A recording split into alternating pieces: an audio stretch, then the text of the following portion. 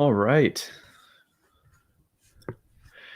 Hey everyone, this is Elenbaas from Nightlight Astrology. I am popping on to do a live stream today because I haven't done one in a while, and I want to do probably one or two this week as we are wrapping up the Kickstarter here. We are down to the last 4 days of my annual Kickstarter, so trying to rally a little bit of last-minute support for the Kickstarter, see how well we can do with our remaining time, and in the meantime, do some birth chart readings as well. Hopefully you guys had a nice holiday season and you are getting off the sugar roller coaster. I don't know about you guys, but that describes my weekend. I was like, I ate enough sugar for like a whole year. I feel like it was delicious though, no regrets. Tell me where you're coming from as you are all logging in. I'd love to see a little bit of roll call in the chat box, and I'm going to do a little roll-in video here to get us started as well.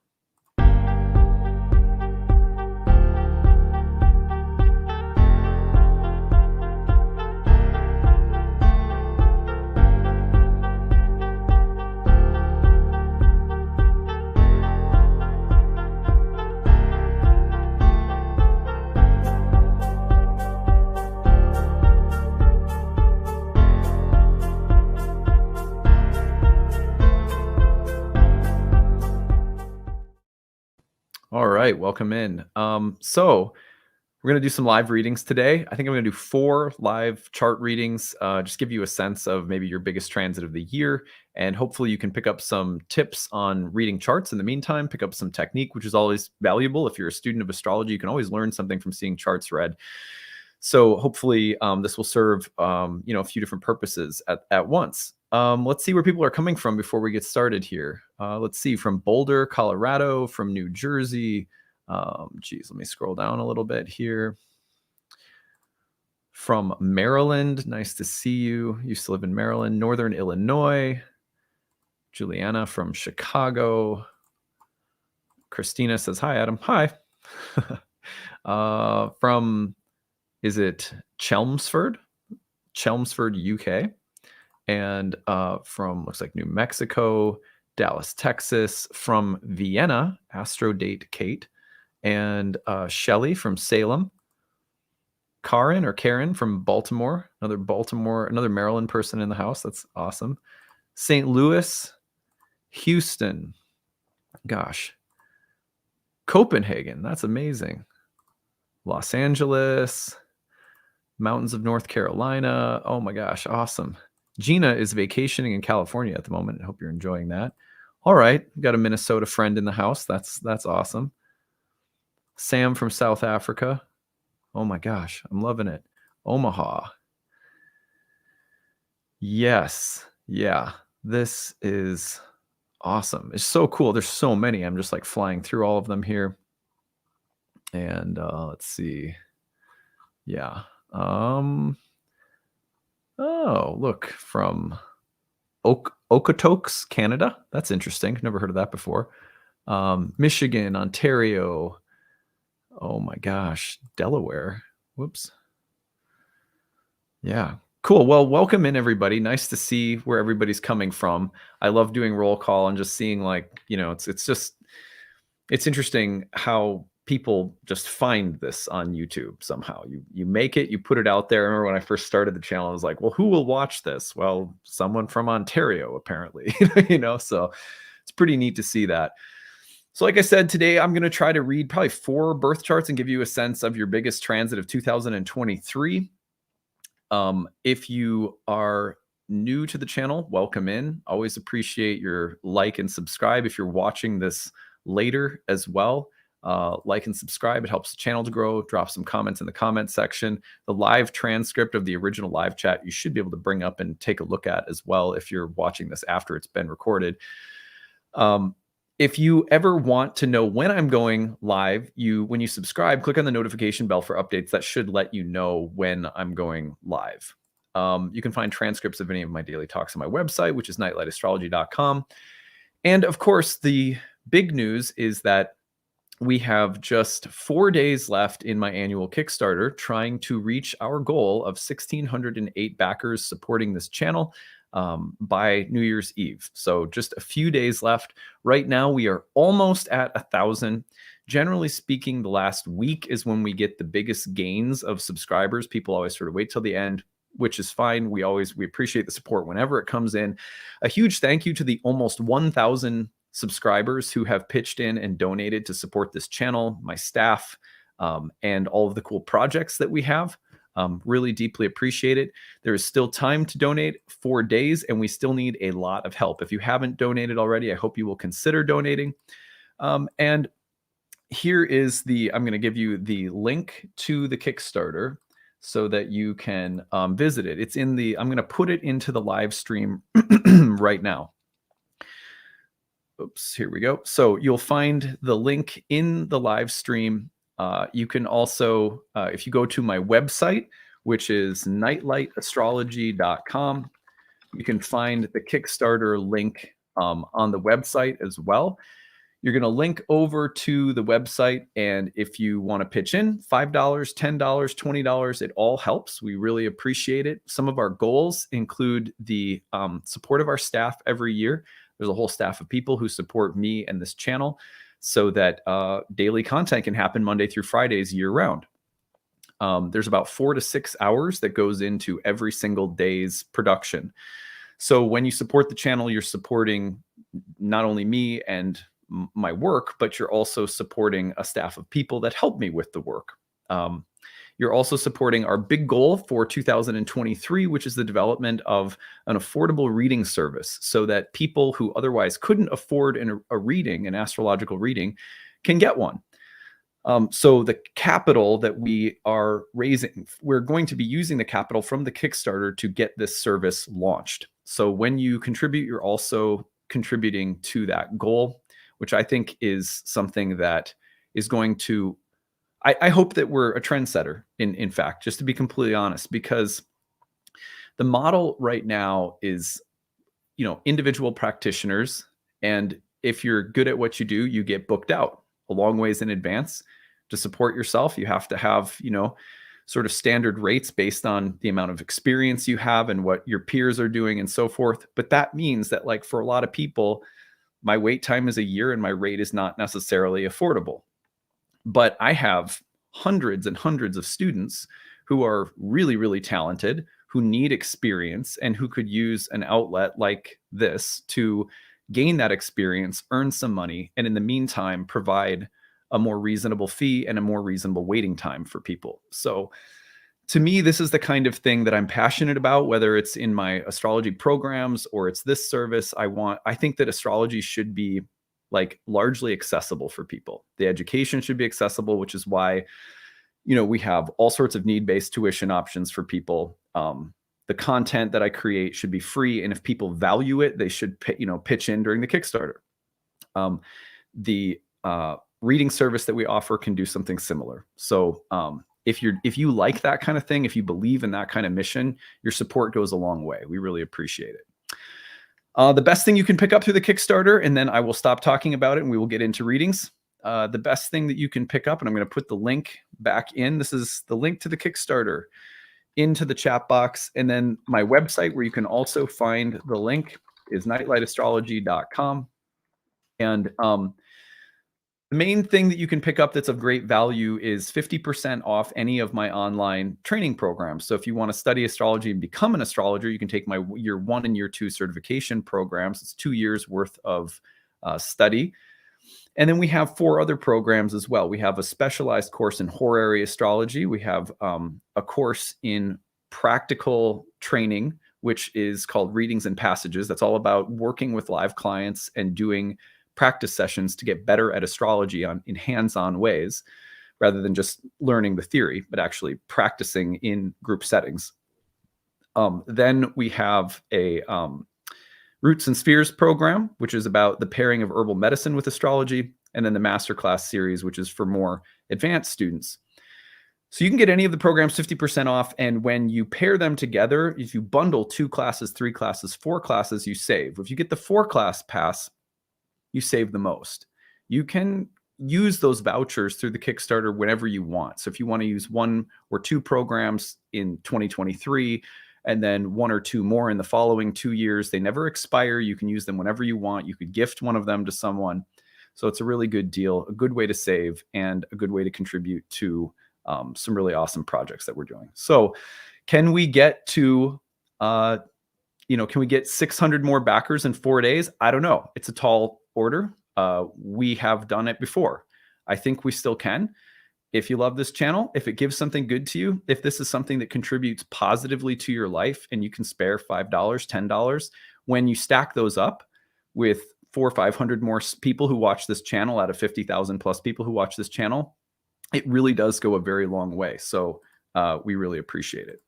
All right, there's the link to the Kickstarter one more time. And my pitch for the Kickstarter is over now. So we will go into some live chart readings, and thank you guys for listening. All right, so what I like to do is take some volunteers. Just know that I'm going to be talking about your chart, in front of everyone here. So make sure you're comfortable with that and with sharing your first name and your birth data. I will put your chart up on the screen, and I'm just going to say, here is what I think your biggest transit of the next year is. And I'll describe what I think you could watch for and sort of how to work with that transit. So that's where we're going to go with this. All right, I'm just going to scroll up and see what I can find. All right, Heather. All right, so Heather from Biloxi, is that Mississippi? Yeah, I think that's what that is. Thank you, Heather. And there's no rhyme or reason to who I choose. I just pick whatever comes through my scrolling here. All right, so let's go like, there we go. All right, I'm putting your chart up right now. Just 1 second.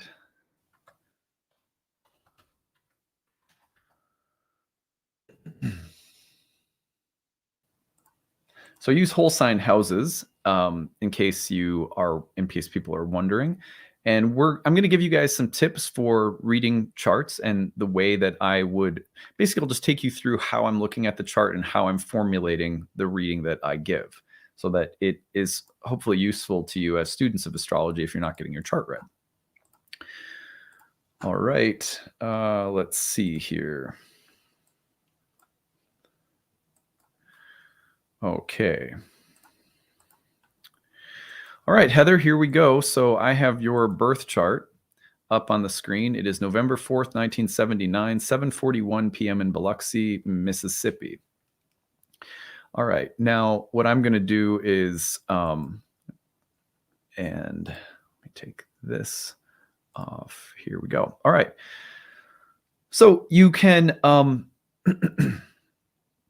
you can always start by looking. One of the things that I do right away when I look at a birth chart is I look for which planets are angular right away, which mean in angular houses, that is whole sign house 1, 4, 7, or 10, or any planet that is actually on an angle, like the ascendant, descendant, midheaven, or IC. Let me put in those degrees right now as well so we can actually see them here. So in Heather's chart, for example, we might notice that Jupiter is pretty close to the IC. Saturn and Jupiter in the North Node are all angular in the 4th house. South Node is sort of close to the midheaven up in the 10th. And then you've got Neptune, Mercury, a lot of Fortune, and Venus all in the 7th, though none of them are really that close to the descendant. So sometimes it's just like the place I start is to look at what's angular. In ancient astrology, the angular houses were called krematistikos, which meant that they had the power to speak as an oracle. You know, you might say, well, shouldn't every planet in the chart be speaking as a part of the oracle of the birth chart itself? And yes, but the angular places sort of give planets a megaphone. It's as though the angular places have more of an announcement to make about the life of the individual. So that's always important to look at, and just something that I would start with. So one of the things that I'll do after I look at the angular houses is I'll see if any planets in the angular houses are receiving any major aspects from slower moving planets, because the slower the planet is moving when it makes an aspect to a natal planet, generally the longer and more pronounced the transit and its significations will be. So let's take a look, for example, at Venus. You can see Venus here in Sagittarius, and I know that in March, Saturn is going to enter Pisces, and a slow-moving planet like Saturn in Pisces will be making a square to an angular Venus in the 7th house of love and relationships. Now, Venus is also a planet whose natural topical significations involve love, sex, and relationships. And so Venus in the 7th has a kind of doubly strong connection to the idea of like love and relationships, to those themes. So a Saturn square to a Venus in the 7th house is going to be one of the more powerful dynamics in the year ahead. Now, there could be others, but we'll just, just for the sake of keeping this a little bit simpler, this is one that catches my eye right away.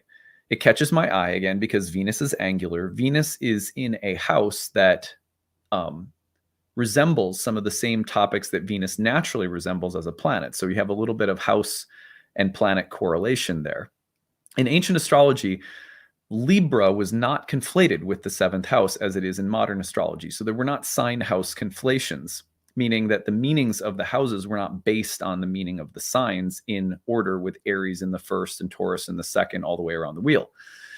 So there's nothing inherently Venusian about the 7th house, contrary to what people think, at least not in ancient astrology. The 7th house takes its meaning from the idea of planets setting or disappearing. And what happens in the evening hours, generally speaking, is that leisurely activities take place. We go out to enjoy ourselves. Indian astrologers call this house Kama, which means pleasure. The reason for this, though, is not rooted in the idea of Libra or the rulership of Venus over Libra or anything like that. It has to do with the fact that planets set in this place. And when planets set, there's something more leisurely about the end of the day. The work of the day is done. The 7th house was said by Manilius to be the end of work. And he associated also with leisure, social intercourse, sex, and any kind of like ecstatic worship of the gods, anything that would be celebratory and enjoyable. So Venus in the 7th has a sort of it sort of doubles down on the idea of love and relationships. So for that reason, and because Saturn is squaring it in March, slow moving Saturn, I would say that, Heather, one of your biggest transits of the year ahead will be Saturn square to your natal Venus. Now, that could mean a lot of different things, right? So for example, just to get like, before we get to the most obvious ones, let's take some that are more like far afield. For example, Venus rules sisters.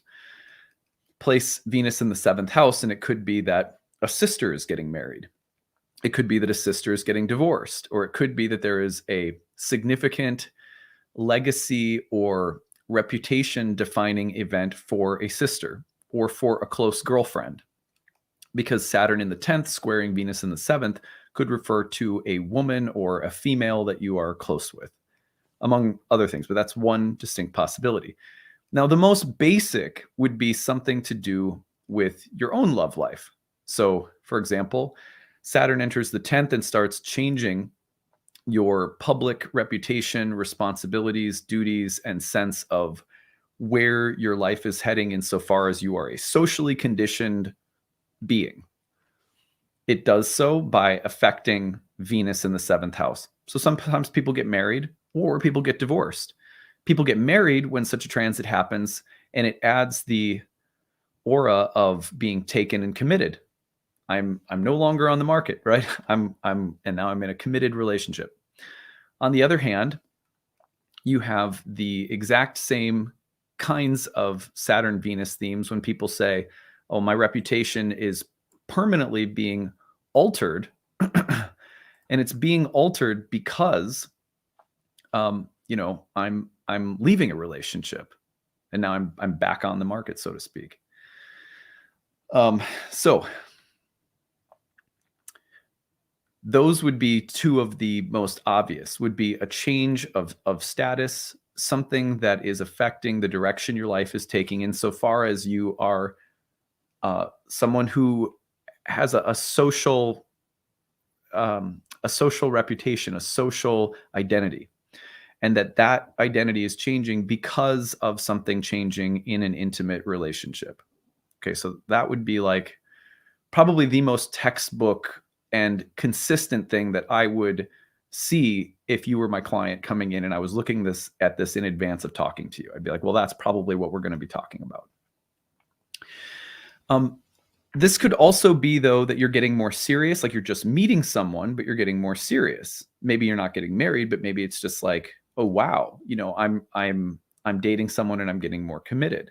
Or it could be that there's a period of where love and relationships, or even the topic of your sexuality, just become more important or more of a serious point of emphasis in your life. Sometimes there's pain around love, sex, and so forth. Sometimes also with Venus, oftentimes in anyone's chart, but oftentimes in women's charts, with Saturn in the 10th hitting Venus in the 7th, it will just be about your aesthetic, like you're changing your appearance. You are becoming a more mature woman, or your identity as a Venusian, as someone with a Venusian element in your psyche, right? That Venusian element is going through some kind of change that's tempered by the seriousness, the maturity, the focus, the gravitas of Saturn. So those are the most obvious things that I would look for. And then the transit is really the place that I would really look for this transit would be March and April. Those 2 months in particular to me would stand out. They'll probably tone the rest of the year, and it's not like the only things happening around Venus and Saturn to Venus will be in March and April, but because whatever happens will probably have ripple effects through the rest of your 2023. But that's the place that I would look.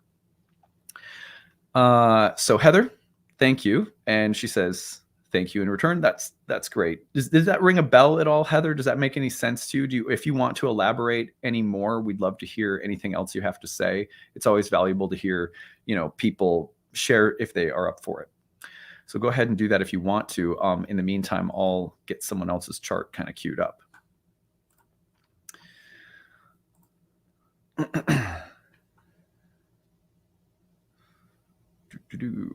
Let's see here.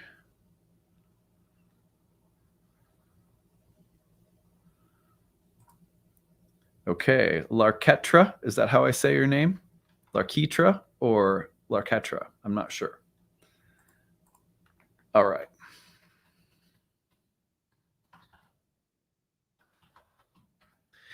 And the donations through YouTube are much appreciated. Like I can't thank you guys enough for dropping those donations in, but they don't really help our cause unless they go through Kickstarter. I'm not at all trying to look a gift horse in the mouth, but if you guys can send them to Kickstarter, that means so much more. It helps us so much more, because that can go directly toward building the donation-based reading service, and the capital that we use to build that service, because it comes through the Kickstarter, we don't have to pay double taxes on. So anything that comes in through YouTube is just, it's not as, the funds can't be used as easily for our project as if they come through the Kickstarter. So please do send through the Kickstarter if you can, but I don't mean to be offensive at all. Thank you so much for sending anything. It's really deeply appreciated. If you want to send through the Kickstarter, by the way, go to nightlightastrology.com and you'll find the Kickstarter 2023 link. And then the link to the Kickstarter one more time is also right here. I'm putting them in the live stream, so you should be able to find them. Okay. Lakitra, that's how I'm going to say. I'm going to guess that it's a key rather than a ka. I'm just guessing though. All right. January 26, 1978, 8:32 a.m. HEI Heidelberg. And I'm guessing, okay, here we go. Yeah. Okay. All right.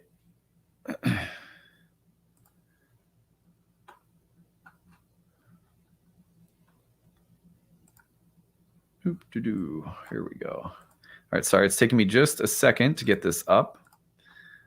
All right, let's put it up and go. Thank you so much, Venus in Retro Tarot. Pledge $10. Really appreciate it. Every little donation makes a big difference. Come study with me too, guys. You guys pick up that 50% off any of my classes. Come study in my June program that starts in June, or November program. I'd love to see some of you in class. Okay. Much appreciated to Nia for contributing. Venus in Retro Tarot for contributing. Love you guys. Really, really appreciate you. All right. And Lakitra tells me that I got her name right. So that's good. I'm feeling good about that. All right. Let's get in there. Thank you, Andrea. That's so sweet of you. Really appreciate you. All right.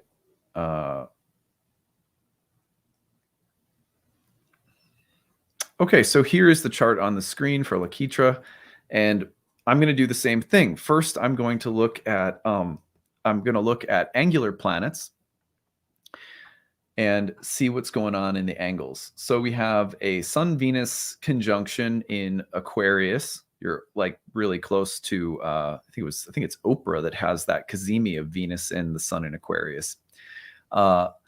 See here we have the Sun and Saturn. Sun and Saturn in Leo in the 7th house. We've got Uranus in the 10th and the Sun Venus in the 1st.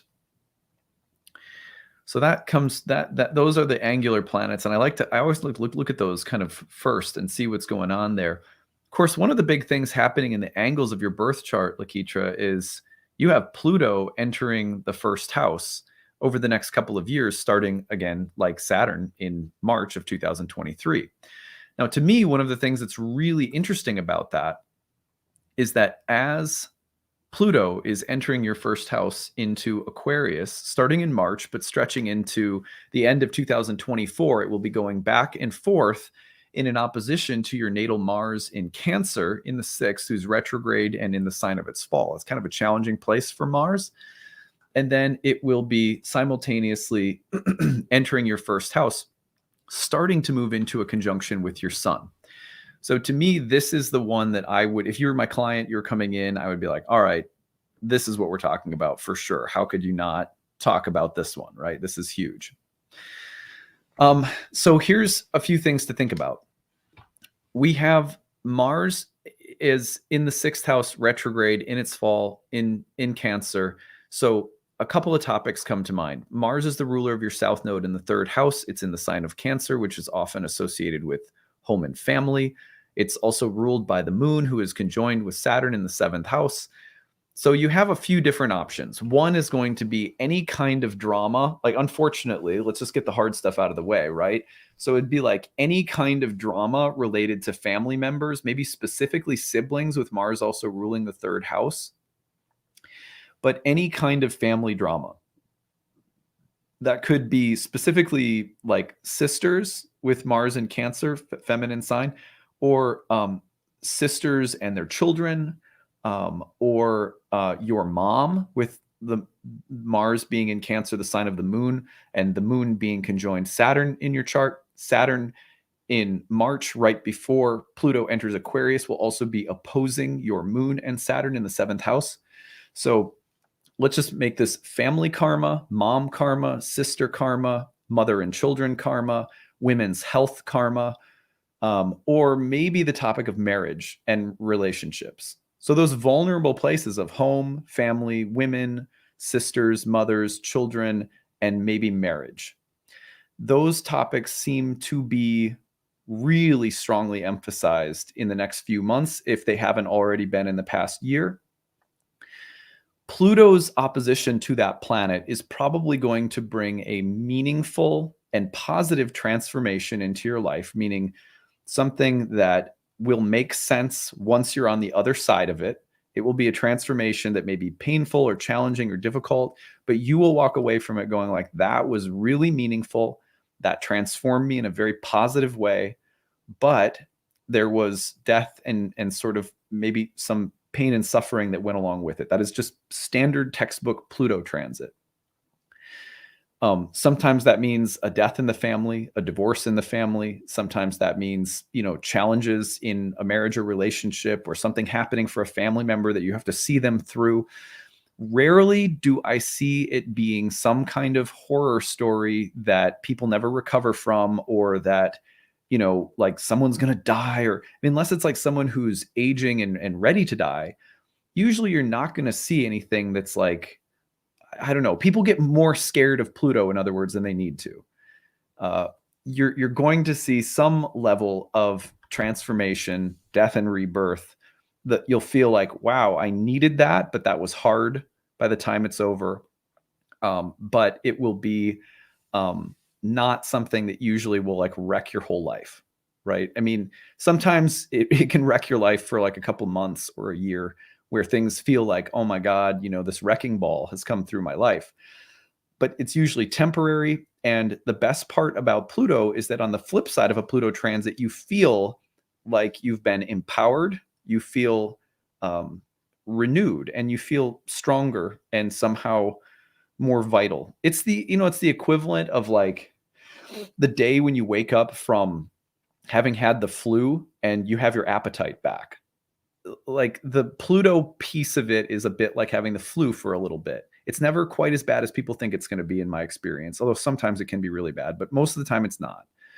And then you wake up the next day and you're just like, oh my God, I feel better. But this kind of better is like, it's soul better. It's something has been eliminated, even if it's with family karma and it's like painful stuff.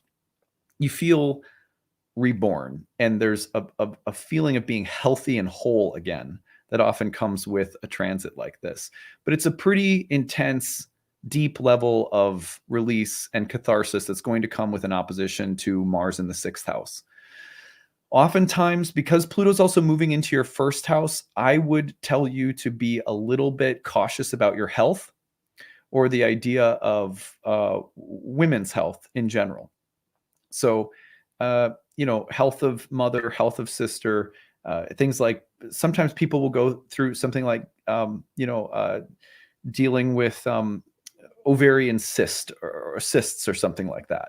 Something to do with the reproductive system or the breasts, or something about, the role or status as a mom, and the burden you're carrying as a mother. So it's, and oftentimes there's also themes with Mars in Cancer of protecting, advocating, defending, or strengthening into the role of mothering, or it's kind of like a mother bear energy, Mars in Cancer. So Pluto will intensify some of those things. And then Pluto's moving into your 1st house and applying to your sun, which is very different than the opposition to Mars. Whatever you're going through around those, the more challenging topics around, say, health, women, children, family, marriage, after those things kind of subside, which will happen between 2023 and the end of 2024, then Pluto's like squarely in your 1st house. And then the purpose of Pluto is to create within you a very powerful and deep level of personal transformation. I am becoming a new person, psychologically, physically. I am being reborn. So whatever's happening around this karma we're describing is sort of just a lead up to this very deep level of personal transformation, where your sense of who you are, what your life is about, what makes you you, is going to go through a very intense period of transformation just after the Pluto transit to Mars is done. I would say the best thing to do, like from like, where should you be cautious, where should you be vigilant? With your health, with your physical vitality and health. And guard yourself from getting overly involved in other people's emotional dramas if you're getting sucked in a negative way. know that some level of confronting challenging themes around family and all these other areas we've mentioned is like par for the course. Try to learn, and even like if you have like an altar at home, you can make a little room. You can see I have a new, I don't know if you can see that in my background here. I'll just show you. I just got, you can see Mercury back there. There's Hermes Mercury on my new stand. I got that for Christmas. A friend that sent me that statue from Greece, and then my wife gave me the stand for Hermes. But it's good to have gods around you. It's really good if you have a transit that's going on. Like it's great to get a little statue of Pluto or Hades, put it on your altar, write a little note, offer some flowers and water or fruit, offer a little bit of your food, and just say, I welcome you into my life right now. Teach me, heal me, guide me, be my friend. Don't be too harsh. I'm here. I'm listening. I'm imperfect, but I'm willing to learn. You kind of have that.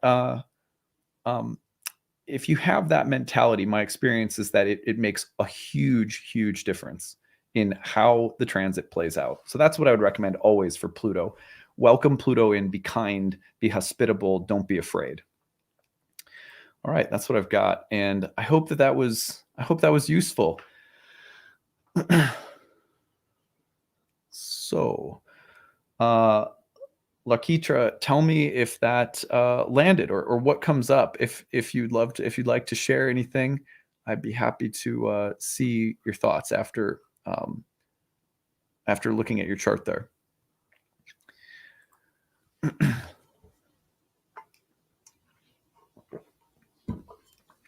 All right, let's go into another one. We'll do two more.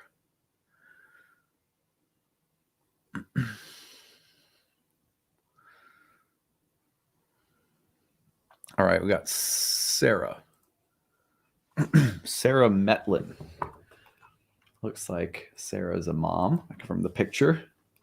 Let's do something for Sarah here.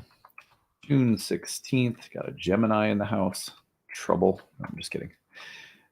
June 16th, 1987 at 3:41 p.m. in Scranton, Pennsylvania. Okay, let me just double check that I've got that. June. All right, Sarah, here we go. And did I miss if Lakitra said something? I am not seeing it, so I'll have to. Here we go. Extremely helpful, and you are spot on. All right. Okay, good. If you want to tell us anything about, the situation or how specifically things were applicable, it's always really good feedback for me so that I can grow and get better as an astrologer. Or just hear if we got it right, it's always kind of cool to hear that too. Deciding what to do with uterine fibroids. Well, there you go. That exactly. That's what I hope that you find health and wellness, and that you would be blessed with just healing and support. That's my prayer for you for the new year. And thanks for sharing your chart. Really appreciate that. All right. Thank you. Thank you, Lakitra. So, all right. So I've got Sarah's chart up on the screen now.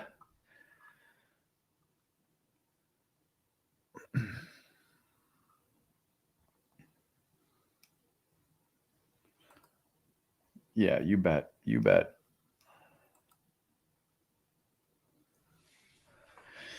All right. So let's take a look again, and we'll try our angularity theory out here.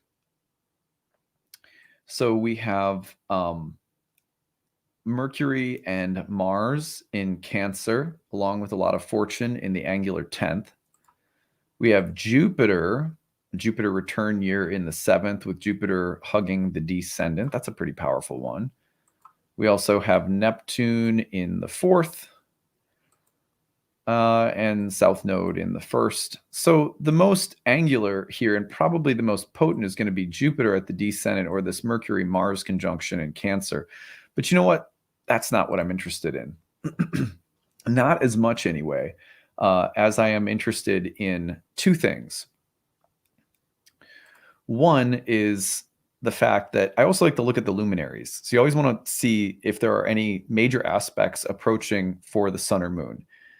You've got two. You've got Saturn, who is going to make a conjunction with the moon in the 6th house, very similar to Lakitra's in terms of the potential for health issues around women, mothers, women's health issues, things like that. The karma around women and mothers and children and family or domestic issues, living environment, and maybe some challenges in the 6th house around those things. I would look for that like March through May in particular, Sarah. That's, I don't find that Saturn and the moon is interesting. Like one of the most common things I see with Saturn and the moon are grandmothers passing away.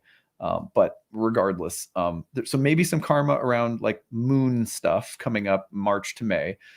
But the other one is Neptune in Pisces is squaring the sun this year in Gemini in the 9th house. That's huge. That's a really significant, very like life transforming transit. So what's that one about? That's the one I want to talk about. I'm going to kind of skip over the moon and just give you that little brief rundown on the moon. Like again, March to May with Saturn on the moon. Be good with your body, health, watch for things around family, etc. But this one is big because the sun in the 9th house has so much to do with your beliefs. Are you religious? Or do you have a spiritual practice, a set of philosophical, ethical, moral values that orient your life? You know, what stars guide your life? Which is like a metaphorical and rhetorical question.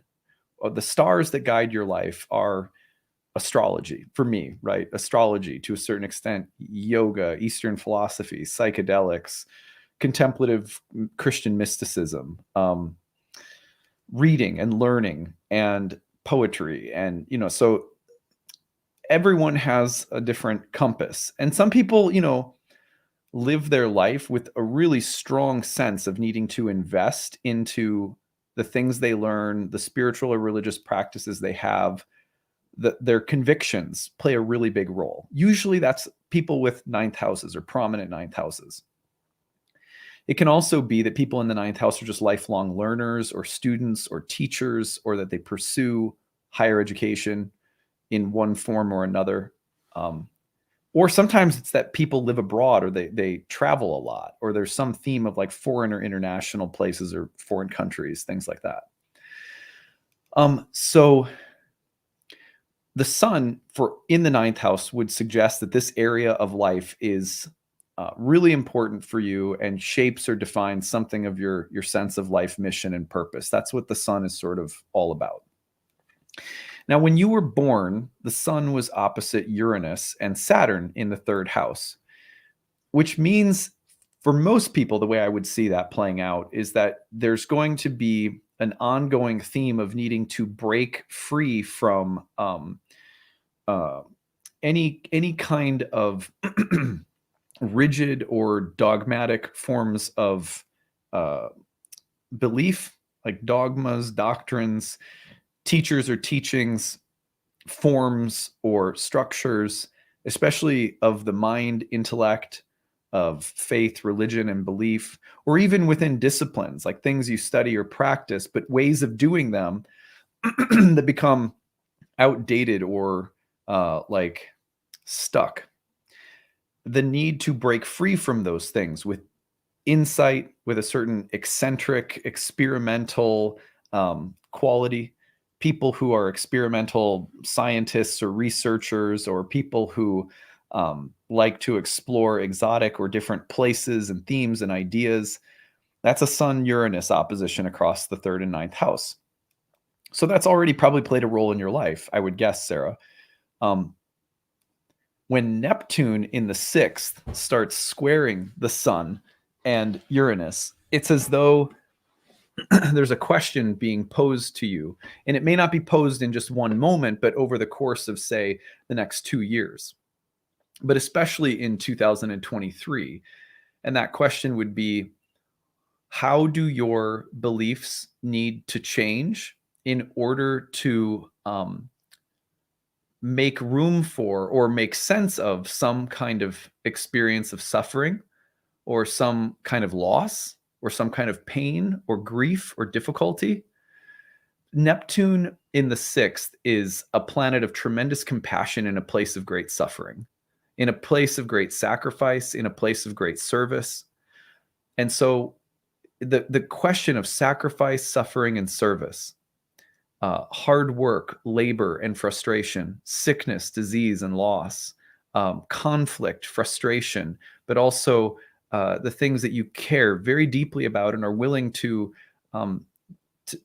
sacrifice for, whether it's that you're spending, burning the midnight oil studying something you love, sacrificing more of your time and energy because you're becoming deeply devoted to some kind of belief, or because you need to adjust your worldview to make sense out of some kind of suffering or hardship. Neptune in the 6th house is going to be affecting the mind and the belief system and mechanisms of belief and practices and ideas and like your paradigm, by bringing it into contact with empathy, compassion, suffering, loss, or service and sacrifice. Those are the themes that I would watch for.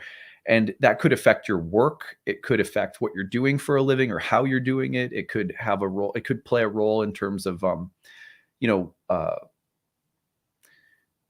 having to accommodate it. Your worldview has to accommodate some kind of change that is not altogether easy. So that's kind of what I'm seeing as the big work for you in the next year to 2. It's hard without talking to you and just kind of doing this off the cuff to say more. That's kind of the vibe I'm getting, though. So I would love to, Sarah, to hear from you and hear if that makes some kind of sense from where you are. And the timeline for that, again, would be spring and summer of 2023 in particular, but I would say all of 2023 and 24 as a long-term process. It's not, Neptune transits are very rarely like 1 week or 1 day where like everything's just like happening all at once. Neptune is very process oriented in the way it delivers its transits. So I'd give it about 2 years. Let's see. I've been questioning what I want it all to look like. I'm trying to find if there was a previous, was there something prior to this that you wrote? Being full-time in college and learning to balance that with motherhood has been a lot, trying to picture what a career after this phase could look like. Yeah, that's interesting. Sarah, would you mind, let's just see if I can find, what are you studying? And just out of curiosity, what are you studying right now?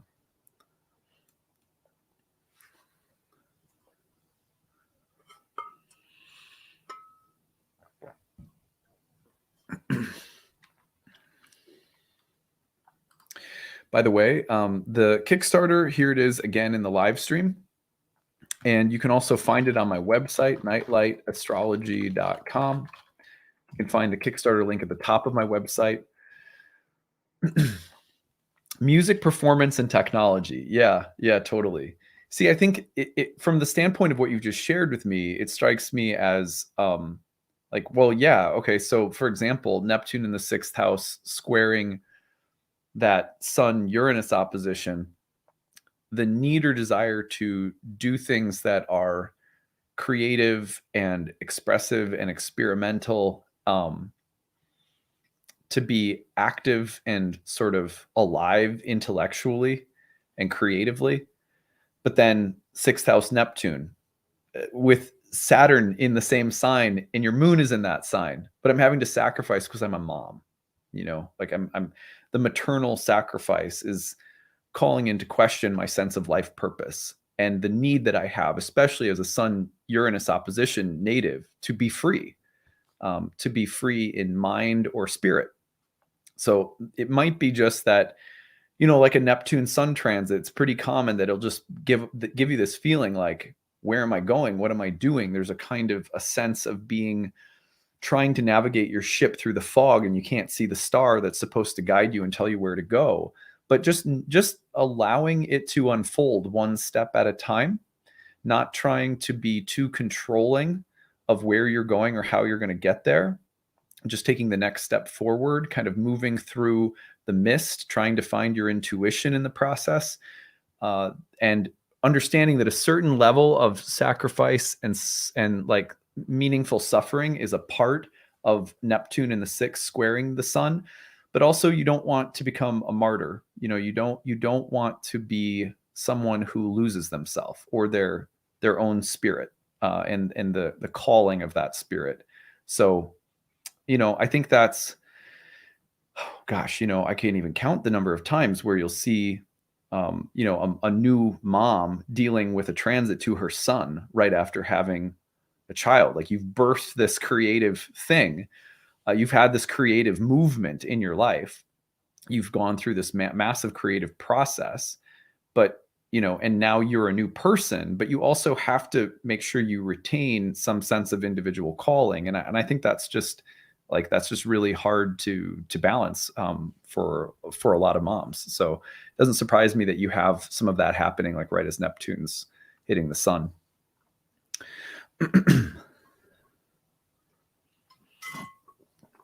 Okay. Let's see. We'll do one more, and good luck to you, Sarah. Thank you for volunteering. We really appreciate it.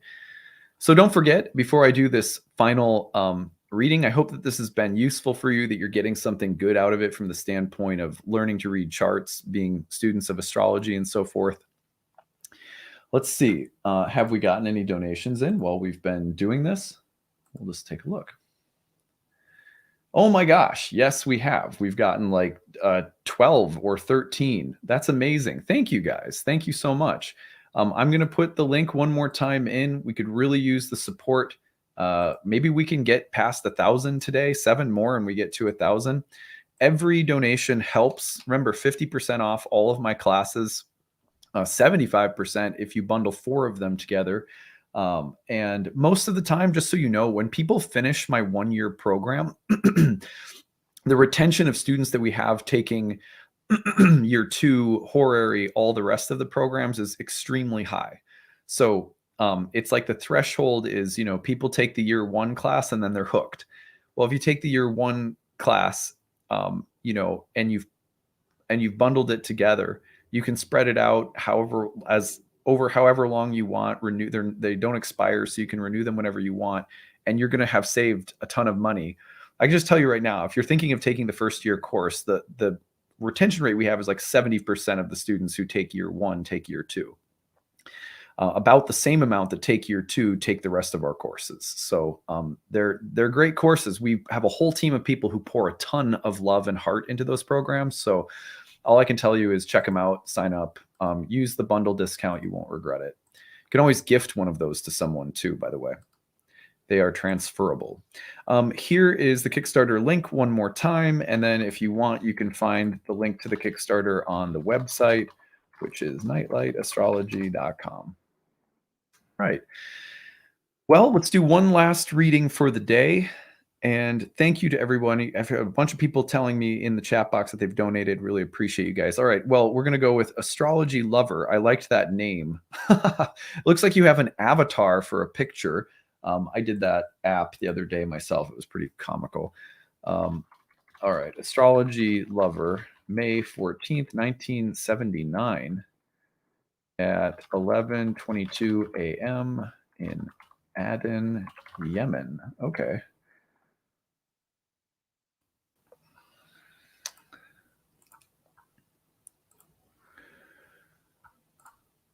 All right, Astrology Lover. I love that. I love that that's your name on your handle. That's a good one. All right. So May 14th, 1979, 11:22 a.m. in Aden, Yemen. Okay. Well, anyway, thank you. Really appreciate it. All right, let's take a look. So we've got the chart up, and Astrology Lover's chart is going to, let's see, what do we got here? Interesting. Okay, so here's what I want to go for right away. Sometimes things just jump out at me, and I've been spending a lot of time looking at the Pluto ingress in March. Like, what is that going to do in people's charts? What does that start to awaken in your chart? Because, Pluto's been, I think it's like 2008, or it was 8 or 9. I'm blanking. I think it was 2008 for a little bit that Pluto popped into Capricorn. It's been in Capricorn forever. And the point is, as soon as it moves into Aquarius, for most of us, we're going to get just like a tsunami of energy into a brand new house in our birth chart. That is, I don't think we can, like, for most of us, including myself, I really started getting into astrology as Pluto was entering Capricorn. It happens to be my ninth house, so I guess that makes some sense there, in terms of like getting into astrology as Pluto's going into the ninth. But um, none of us have really lived through a Pluto ingress into a new sign while being intensely in love with astrology. Like, most people that I know who are into astrology were not super aware of their own birth chart or of the transits prior to 2008. Now, there's quite a few people who were tracking it and have been into it for a super long time, and that's great. I wasn't. So, like, my 13-year career has basically all taken place with Pluto and Capricorn. Every time Uranus has moved signs, which I've now seen happen from Pisces to Aries to Taurus, it has made a very big impression on me, and it's made a big splash in my life, in my chart, in the charts of my clients and students. So all I can tell you is that you should all be looking at where Pluto is going to be moving in your birth chart. Where is that whole sign house of Aquarius? In Astrology Lover's chart, what I find interesting is that it's entering the 7th house, which is an angular house. So especially if you have a fixed sign rising, that would be Leo, Scorpio, Aquarius, or Taurus. If you have one of those signs rising, then Pluto is moving into an angular house in your birth chart. By the way, I'm just going to put this shameless plug in from Christina. Thank you so much, Christina. That's really, really sweet of you. Really appreciate you. So Pluto's moving into an angular house that's going to make a big, big splash. Now, if it's moving into a house and it's hitting a planet, it'll do the same thing. But if it's moving into an angular house, that's going to have a really, really big impact. So just pay attention to that too. Now, Pluto moving into Astrology Lover's 7th suggests, major changes, not just now or in March, but over the next couple of years as Pluto ingresses into the 7th house of love, relationships, pleasure, sexuality. These are the themes that the 7th house was associated with in ancient astrology. These are the themes that will be activated by Pluto. So that could mean a huge variety of different things. One of the things that it will do immediately is Pluto will oppose Jupiter in Leo in the 1st house. That's really, really interesting, especially given that Pluto rules the lot of fortune, the South Node, and the 8th house. And concurrently, over the next couple of years, as Pluto is ingressing into the 7th, opposing Pluto in the 1st, Saturn will be moving through the 8th, where the South Node and lot of fortune is. So what I would look at would be very significant changes around love and relationships with this added theme that has something to do with wealth, power, and the split between self-sufficiency and dependency. That could be energetically, that could be emotionally, that could be financially. Jupiter in Leo in the 1st house, very strong, very confident, very independent, and often like a leader with a lot of pride, a big heart, often very big, encouraging personality. So I love that Jupiter and Leo in the 1st house. It's a really nice signature for your 1st house. But I do wonder how your sense of personal pride and dignity is looped into what other people think about you, or what other people give you or deny you. And that has to do with Jupiter's rulership in the first over the lot of fortune in the south node in the eighth. Saturn's going to be moving through that area while Pluto opposes Jupiter. So, for example, a woman goes through a divorce and has to, and I'm just making this up. This is just straight out of my like encyclopedic, like memory of client work. A woman goes through a divorce and has to realize that a lot of her pride, her sense of dignity, her sense of power has been built off from the associated wealth of her partner. And with that wealth now being pulled out, she is getting humbled and has to recreate her sense of strength and pride in the world without that form of dependency available to her any longer, emotionally or financially or whatever else it may be. On the other hand, you could just as easily see a story where a woman meets, let's just say, meets a special someone, and that special someone is very powerful, maybe wealthy or successful just on some level in their own right. And it is very challenging and once again, maybe humbling for them to allow someone into their life that they have to share the spotlight with.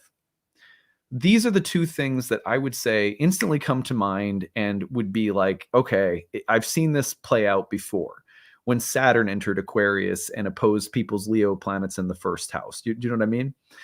So I would look for how other people's resources, what they have or what they don't have, is affecting you. Similar story.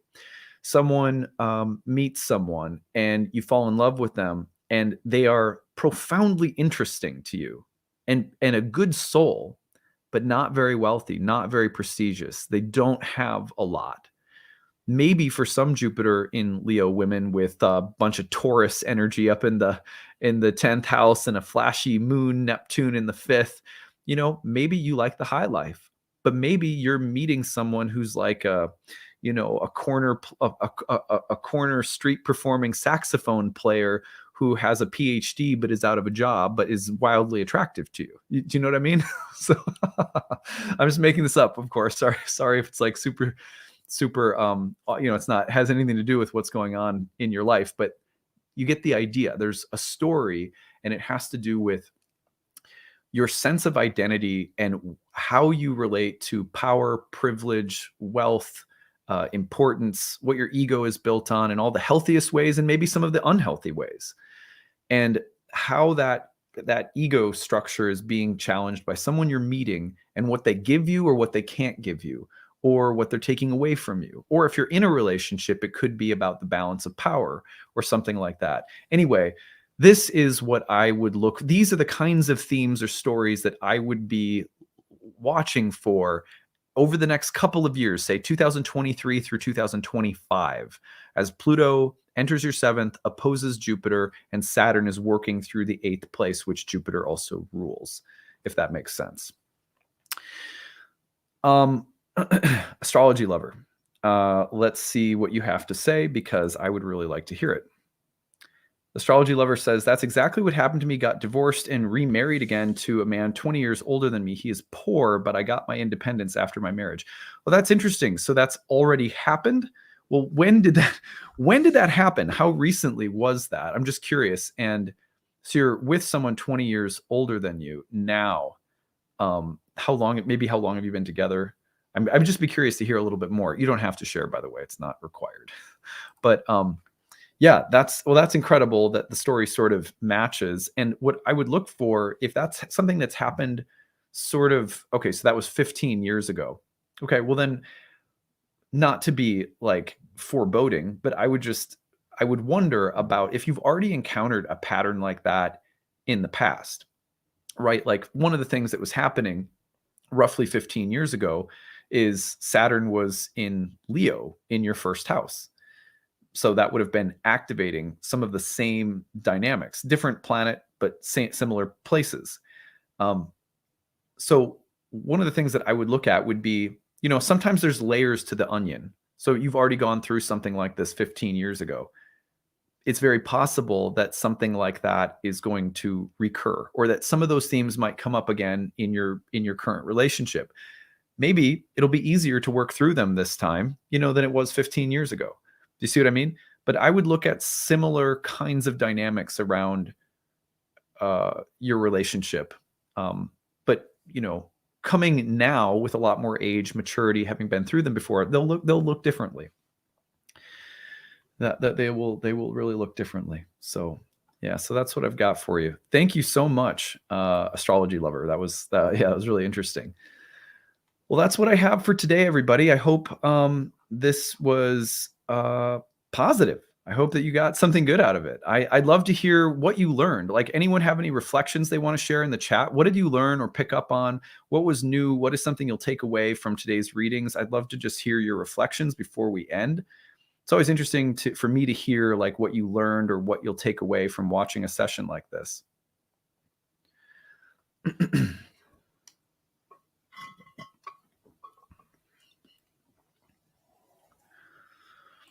Saffron says, if you've already done year 1 and 2 in the past, Roots and Spheres and readings and passages start in January. Those are the next 2 classes that start in January. Yeah, for sure. If you're starting from scratch, I would recommend picking up the year 1 program and starting in June. If you have a background in Hellenistic astrology already, you could definitely start readings and passages in January. They're both, you could pick up either of them through the Kickstarter.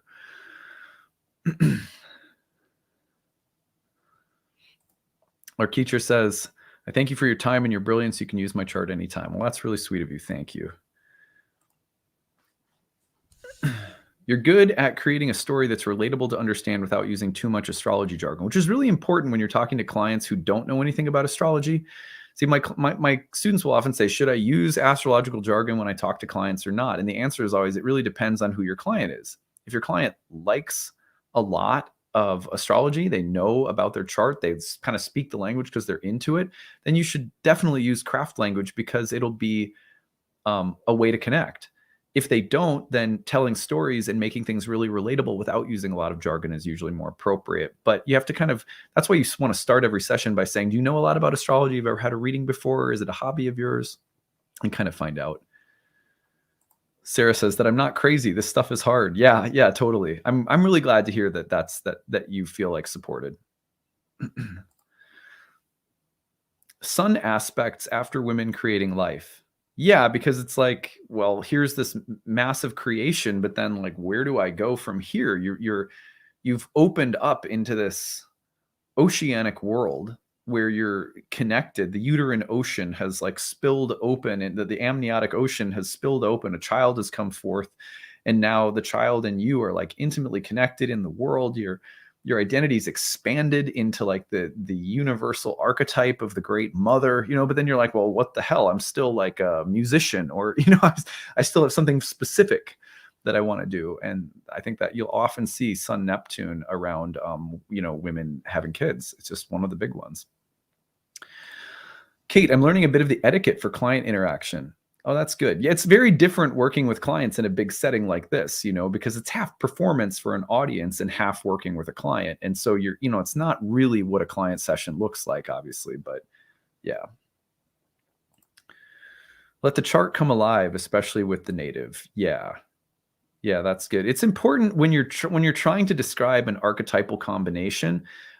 It's good to give people a few different examples of what something could look like rather than trying to predict the one that they're dealing with, because that allows them to first see and understand their life, their experience, and the transit as an archetype. Then you have a little bit of distance. Otherwise, you run the risk, even if you get it right, of people not wanting to identify with it because they don't want to be conflated with an archetype, right? And so you set yourself up for failure when you try to be super concrete and not archetypally descriptive. If you are archetypally descriptive and you give people a variety of stories to work with, the client will usually be much more inclined to open up and match their experience to one of the dimensions of the archetype that you're describing. And that's when the conversation can deepen and you can have something valuable come through a session. Let's see.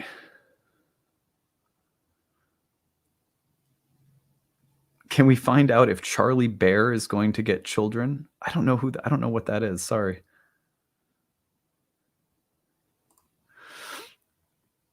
Thanks, Adam. I learned a lot. Saturn rulership over the 7th house sounds like a dream. Pisces there has been warping my view of relationships. I see how the Saturn and Pisces transit is going to help.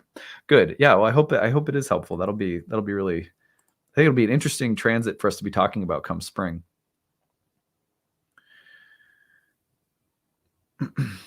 All right. Well,